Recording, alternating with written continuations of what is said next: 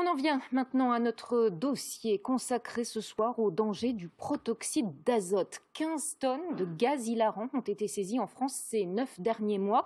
Le produit fait désormais l'objet d'un véritable trafic selon la police. Il est très à la mode chez les jeunes notamment qui n'ont pas du tout conscience des risques pour leur santé. Sophie Béchir, Floriane Olivier.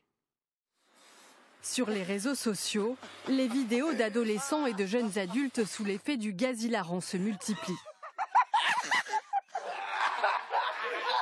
Un produit, aussi appelé protoxyde d'azote, que Mélanie a consommé presque quotidiennement pendant 3 ans. Mais en juin dernier, cette influenceuse commence à ressentir des effets inhabituels.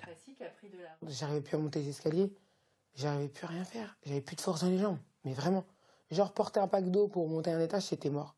Malgré ça, tu comprends pas, parce que quand t'es jeune, t'es bête. C'est la vérité. Hein. L'insouciance de la jeunesse, c'est incroyable.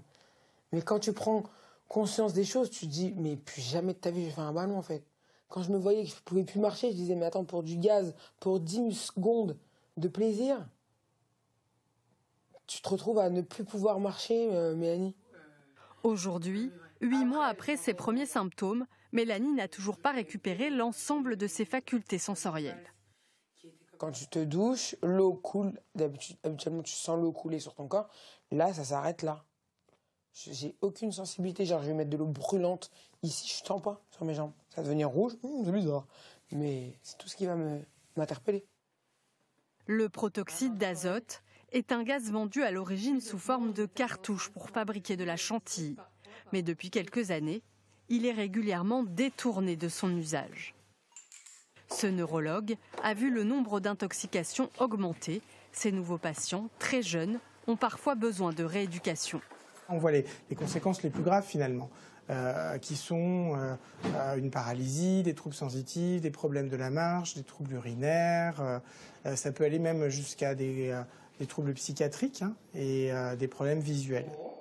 En 2020, 134 cas d'intoxication ont été rapportés au centre antipoison de toute la France, dont 25% rien qu'en Île-de-France. Les conséquences sont parfois dramatiques. En septembre dernier, une conductrice sous l'effet du gaz hilarant perdait le contrôle de son véhicule et blessait 5 personnes sur les Champs-Élysées.